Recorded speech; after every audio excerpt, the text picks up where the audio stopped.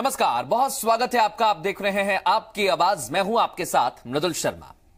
आप जब वोट करने जाते हैं तो आपके अपने क्षेत्र के विकास के मुद्दे होते हैं। आप यही सोचते भी होंगे कि यही राजनीतिक पार्टियां मुद्दे बनाएंगी और इन पर बात करेंगी, लेकिन छत्तीसगढ़ में जाति को लेकर सियासत गर्मा गई है। इन सब के बीच एक दूसरे पर, जाति पर राजनीति के आरोप लगाए जा रहे हैं और इन सवालों के बीच सवाल यह है कि क्या मुद्दों की कमी है या फिर जाति कार्ड खेलकर ही चुनाव जीतने के सपने देखे जा रहे हैं।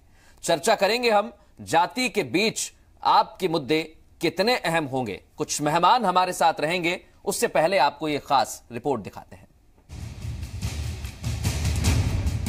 अब यहां जो साहू समाज है, अगर वो गुजरात में हो तो उनको लोग मोदी कहते हैं। क्या सबके सब चोर है क्या इनको शोभा देता है क्या? ये भाषा बोली जाती है क्या? ये बयान पीएम ने कोरबा दौरे के दौरान दिया। बयान में साहू समाज का नाम क्या लिया, छत्तीसगढ़ में सियासत गर्मा गई है। पीएम के बयान पर राजनीति होनी भी थी, क्योंकि ये वो साहू समाज है जो छत्तीसगढ़ में कई सीटों पर महत्वपूर्ण भूमिका निभाता है। इसीलिए मोर्चा खुद सीएम भूपेश बघेल ने संभाला और ट्वीट कर निशाना साधा। ट्वीट में लिखा, गुजरात में चाय वाला, यूपी में जाकर गंगा मां का बेटा, छत्तीसगढ़ में आते ही साहू और अंबानी की यहां जाते ही चौकीदार। साथियों, बहरूपिये से सावधान रहें, क्योंकि जैसे ही सावधानी हटी वैसे ही पंचवर्षीय दुर्घटना घटी। जानकारी और जागरूकता ही बचाव है। जय जोहार, जय कर्मा माता। ये ट्वीट और फिर बयानों की बौछार हो गई। कांग्रेस ने कई आरोप लगाए। खुद सीएम बघेल और स्वास्थ्य मंत्री टीएस सिंहदेव ने जाति कार्ड खेलने पर बीजेपी पर आरोप लगा दिया और कहा कि पीएम और बीजेपी जाति की राजनीति करते हैं। नरेंद्र मोदी, अमित शाह जितना आप कल्पना नहीं कर सकते उससे भी नीचे गिर सकते हैं। और कल के भाषण वो उसी स्तर का था। छत्तीसगढ़ में जातिवाद नहीं चलता, लेकिन जिस प्रकार के वो भाषा का प्रयोग किए हैं कि खुद चोरी किए हैं तो पूरी जाति को लपेटने की कोशिश कर रहे हैं, वो बेहद दुर्भाग्यजनक है। और प्रधानमंत्री जी को कम से कम इस प्रकार के भाषा का प्रयोग नहीं करना चाहिए। हम लोग तो सोचते हैं कि प्रधानमंत्री देश के होते हैं, दल के भी ऊपर होते हैं, और कोई वर्ग समाज में सीमित हो जाए तो फिर वो देश के प्रधानमंत्री कहाँ रहे। बहुत ही दुर्भाग्यपूर्ण टिप्पणियां उनकी हुई। पीएम के जाति कार्ड पर कांग्रेस ने हमला किया तो मोर्चा बीजेपी के रायपुर से मौजूदा सांसद और वरिष्ठ नेता रमेश बैस ने संभाला और कहा कि बीजेपी जाति की राजनीति नहीं करती। पीएम मोदी ने कांग्रेस के आरोपों का जवाब दिया था। नहीं, समाज, भारतीय जनता पार्टी हमेशा कहती है कि समाज की राजनीति नहीं करते, लेकिन जिस जन से कांग्रेस जो शब्दों का प्रयोग किए हैं समाज के लिए, उन्होंने उसका जवाब दिया है कि एक व्यक्ति गलत हो सकता है, पूरा समाज गलत नहीं हो सकता। छत्तीसगढ़ दोनों पार्टियों के लिए अहम है। बीजेपी ने जहां पिछली बार 11 में से 10 सीटों पर कब्जा किया था, तो अब उन्हें बचाना चुनौती है। और ये चुनौती इसलिए कठिन हो जाती है कि अब सरकार कांग्रेस की है और जिस जाति को लेकर संग्राम हो रहा है, उस जाति के वोटर छत्तीसगढ़ में बिलासपुर, जांजगीर, दुर्ग, महासमुंद, राजनांदगांव और रायपुर में चुनाव प्रभावित करते हैं। ऐसे में लोकसभा चुनाव में मोदी साहू वोटर्स को साधने की कोशिश कर रहे हैं, तो कांग्रेस भी चाहती है कि ये वोट उसके खाते में जाएं। सवाल सिर्फ वोट का है, लेकिन जाति पर राजनीति के बीच दावे दोनों पार्टियों की तरफ से किए जा रहे हैं कि हम जाति की राजनीति नहीं करते। अब ये दावे कितने सही हैं, ये तो जनता ही तय करेगी। ब्यूरो रिपोर्ट, जी मीडिया। तो सवाल सबसे अहम यही है कि मुद्दे जो आम जनता के रहते हैं, क्या वो भुला दिए गए हैं और अब सिर्फ जाति पर राजनीति हो रही। सीधे मेहमानों का रुख करेंगे। विकास तिवारी हमारे साथ जुड़ गए, कांग्रेस के नेता हैं। संजय श्रीवास्तव हमारे साथ जुड़ गए, बीजेपी का पक्ष रखेंगे। और राम अवतार तिवारी जी हमारे साथ जुड़ गए, वरिष्ठ पत्रकार हैं। आप तीनों का बहुत स्वागत है आपकी आवाज में। और पहला सवाल संजय श्रीवास्तव आपसे ही है सर, कांग्रेस कह रही है कि आप जाति को लेकर राजनीति कर रहे हैं।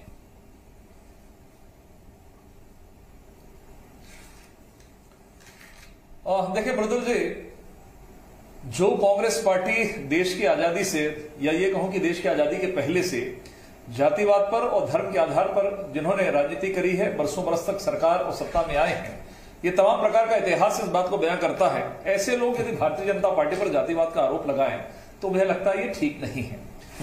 मृदुल जी, मेरा कहना यह है कि ये देखिए, इस लोकसभा चुनाव में कांग्रेस पूर्ण रूप से कंफ्यूज दिखाई दे रही है। मैं एक एक करके एक एक चीज को बताता हूं। सबसे पहले कांग्रेस की आपत्ति होती है कि आप इस देश के लोकसभा चुनाव के अंदर में राष्ट्रवाद की बात नहीं करें।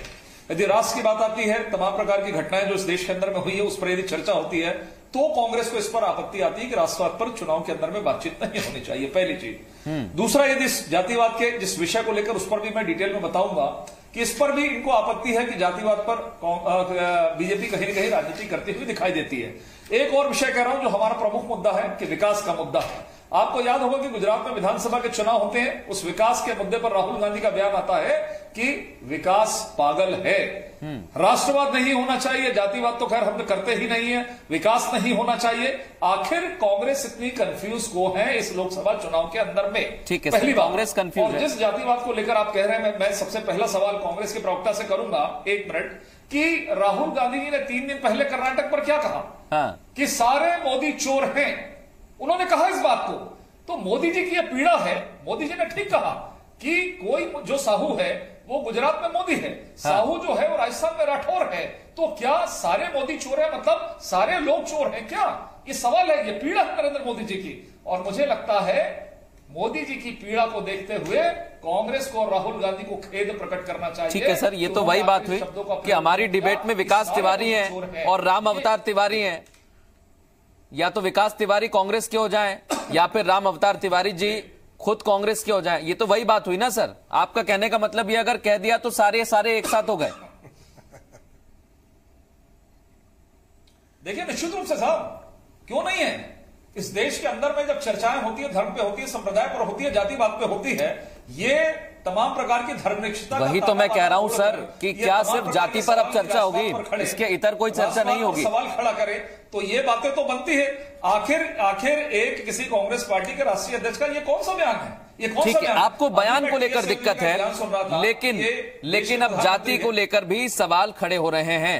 विकास तिवारी जी, अगर साहू का नाम भी ले दिया या मोदी का नाम ले भी दिया तो इतनी क्या तकलीफ हुई मुख्यमंत्री को कि उन्होंने ट्वीट करके पूरा कच्चा चिट्ठा बता दिया कि गुजरात में, उत्तर प्रदेश में, छत्तीसगढ़ में क्या बोल रहे हैं? क्या आपको भी साहू समाज की चिंता है? देखिए, मैं मृदुल जी चर्चा चालू करने के पहले साहू समाज के जो बहुत वरिष्ठ नेता हैं, समाज के जो कर्ता धर्ता हैं, साहू समाज के जो छत्तीसगढ़ साहू समाज के कोषाध्यक्ष है हनुमंत प्रसाद साहू, उन्होंने कहा है कि सबसे पहली बात, एक व्यक्ति की गलती को पूरे समाज के में थोपा नहीं जाता। ये अभी सांसद रमेश बैस जी ने भी कहा, भाजपा सांसद ने। दूसरी बात, हनुमंत प्रसाद जी ने कहा कि मैं हूं चौकीदार, इस अभियान से साहू समाज का कोई लेना देना नहीं है। अगर चौकीदार चोर है तो उसमें भी साहू समाज का कोई भी लेना देना नहीं है। और मोदी जी ने अपने 5 साल के कार्यकाल में बहुत सारी बदनामी ले डाली है। उन्होंने जो साहू समाज के बारे में कहा उससे उनको पीड़ा हुई।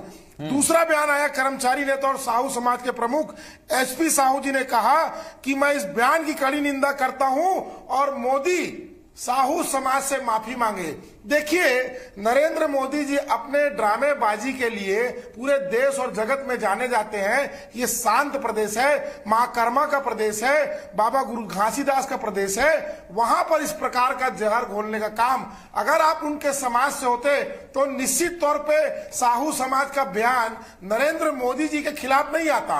अब दूसरी बात, मुख्यमंत्री भूपेश बघेल जी चूंकि प्रदेश के मुखिया हैं, उन्होंने कहा कि ये गुजरात में चाय वाला बन जाते हैं, फिर उत्तर प्रदेश में मां गंगा के सपूत बन जाते हैं, यहाँ पर अंबानी यहाँ चौकीदार बन जाते हैं, फिर यहाँ पर आके साहू बन जाते हैं। तो अपने अपने भाग ये वाली बात है कि इनके बयान को उस प्रकार से तवज्जो न लिया जाए, क्योंकि हमारा प्रदेश शांत प्रदेश है।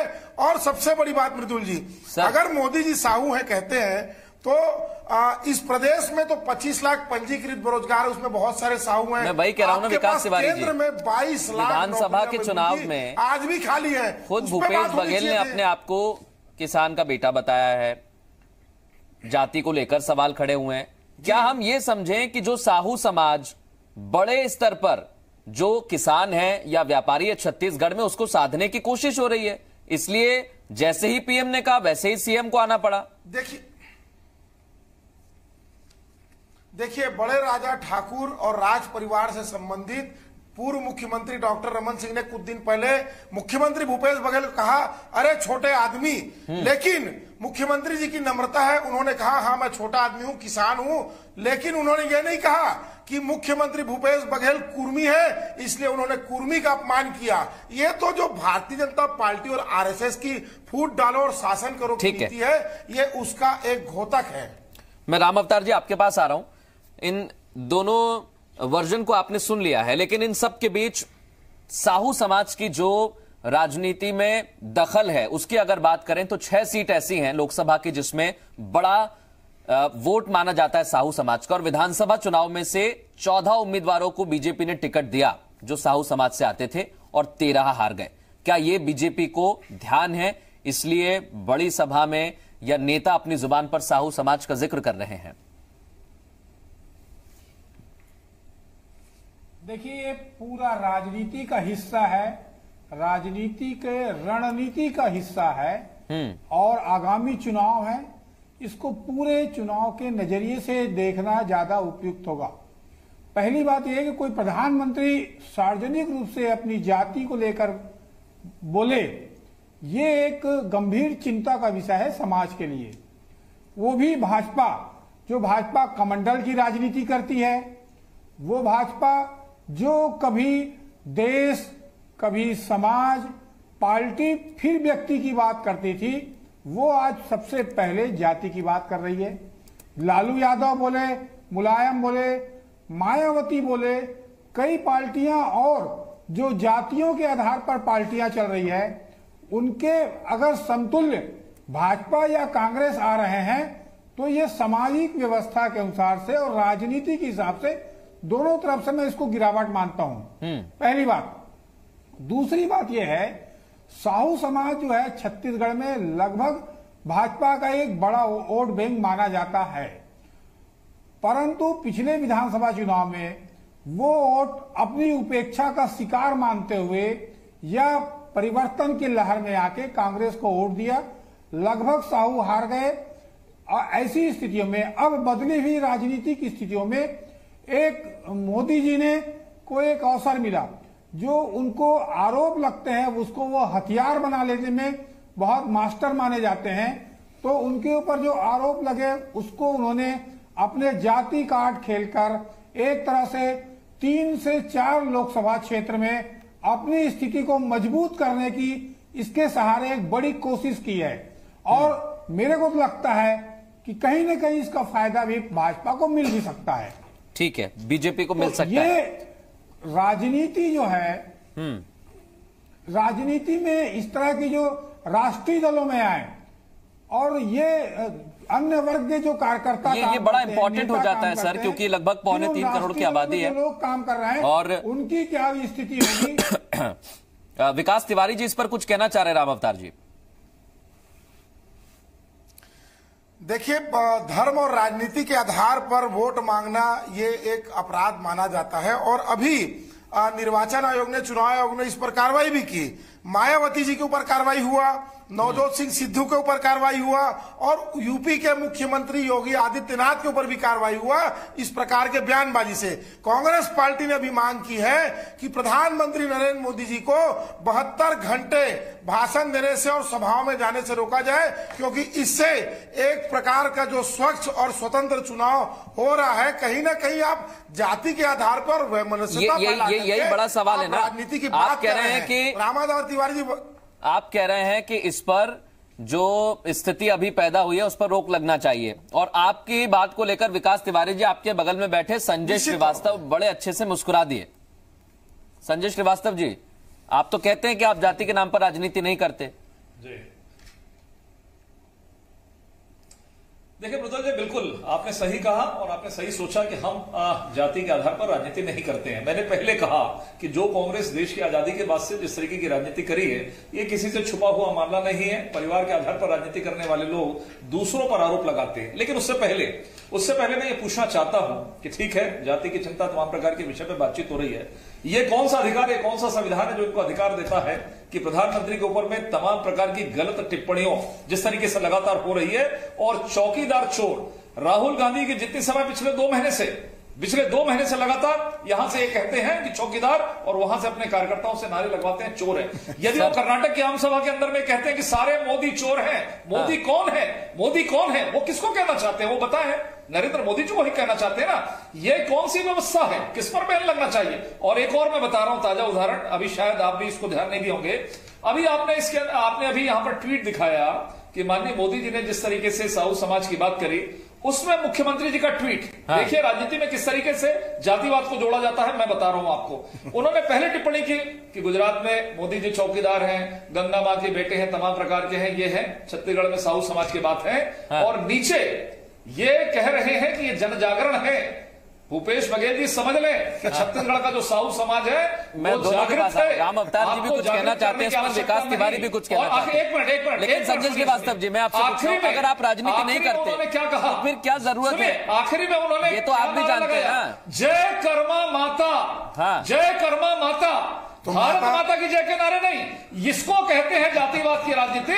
कि आपने ट्वीट किया है तो शायद सुन लीजिए क्यों तकलीफ हो रही है। भारत माता की जय के नारे लगाते हैं, इनका संदेश है ये घबराए हुए हैं, क्योंकि साहू समाज से मोदी देखिए जुड़ा हुआ। मैं आपके डिबेट के प्रारंभ में बोला कि ये माँ कर्मा की जमीन है, ये बाबा गुरु घासीदास की जमीन है, लेकिन भारतीय जनता पार्टी और आरएसएस की शाखाओं में जाने वालों को मां कर्मा के जयकारे से क्या तकलीफ हो रही है? आपको क्या अगर मुख्यमंत्री सुन तो लीजिए, धैर्य रखिए, आपके बहकावे में समाज आने वाला नहीं है। समाज ने तो बयान दे दिया, संजय जी सुन लीजिए, जो समाज के प्रमुख विपिन साहू जी, उन्होंने कहा कि सन 2000, सुन लीजिए ना, विपिन साहू जी ने कहा, जो साहू समाज के प्रमुख हैं, कि मोदी 2000 तक एक सामान्य जाति में आया करता था। जब मुख्यमंत्री नरेंद्र मोदी थे तो इस जाति को उन्होंने ओबीसी में ले आया, तो 2000 तक तो इस जाति में नहीं थे। अब मुद्दे की बात यहाँ पर यह है, क्या नरेंद्र मोदी जी यहाँ पर का जो एक ताना बाना है, सौहार्दपन है, उसको बिगाड़ना चाहते थे?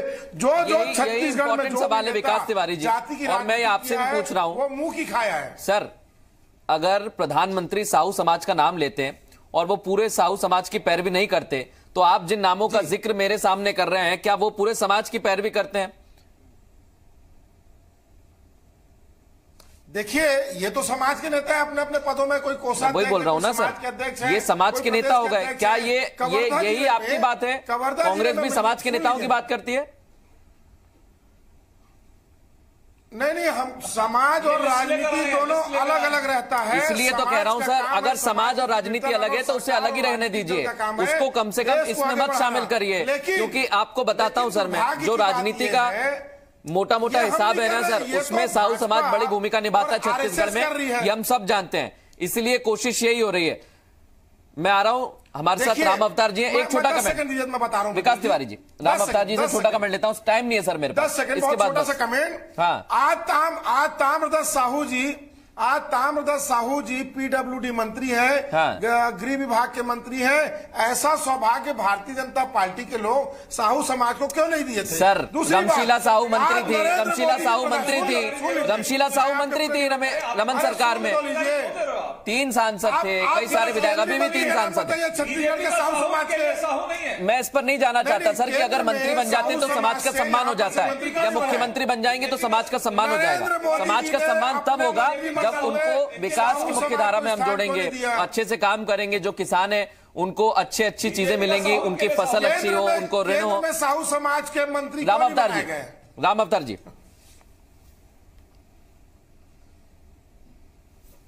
देखिए, ऐसा राजनीतिक समीकरण ये सब चीज है, ये चुनाव तक चलेगा। चुनाव के बाद साहू समाज की क्या स्थितियां बनती है, साहू समाज को छत्तीसगढ़ में कितना महत्व मिलता है, ये एक बड़ा विषय आगे जाके रहेगा।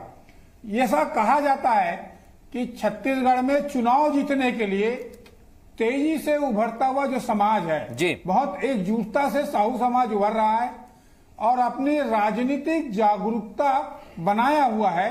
उस समाज को अपने साथ साधने की रणनीति के तहत जो यहाँ पर प्रधानमंत्री की जो सभा हुई है, इसके पहले राजनीतिक के तहत समीकरणों के तहत पूरे विश्लेषण, चुनावी विश्लेषण के बाद इस मुद्दे को उछालकर राजनीति ज्यादा की जा रही है बनिस्बत समाज में मुद्दे, सामाजिक मुद्दे, लोगों के मुद्दे, लोगों की समस्याएं, बेरोजगारी, तमाम मुद्दे एक तरह से छूट रहे हैं। ये गहन चिंतन का विषय है। यही सबसे बड़ी कोशिश है रामता जी। जी बिल्कुल सही कह रहे हैं आप। जो अपने देखिए मिदुल जी, भाजपा जैसी पार्टी जो एक विचारधारा के आधार पर चलती है, जो एक समर्पित पार्टी मानी जाती है, उसमें ये मुद्दा उछलना, ये पार्टी के भाजपा के भीतर यही सबसे बड़ा सवाल है राम अवतार जी। और मेरे पास वक्त नहीं है, मैं आपको यही रोकता हूं सर, और माफी चाहूंगा आपसे, लेकिन बात इतनी सी है कि साहू समाज के लगभग 56 लाख वोटर आते हैं और दोनों पार्टियों की नजर उन पर है।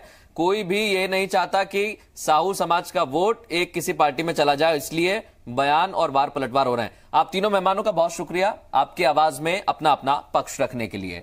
बात इतनी सी है, सवाल वोट का है और जाति पर बवाल हो रहा है, क्योंकि चुनाव है और 6 सीटें ऐसी हैं जिन पर साहू समाज का दखल है।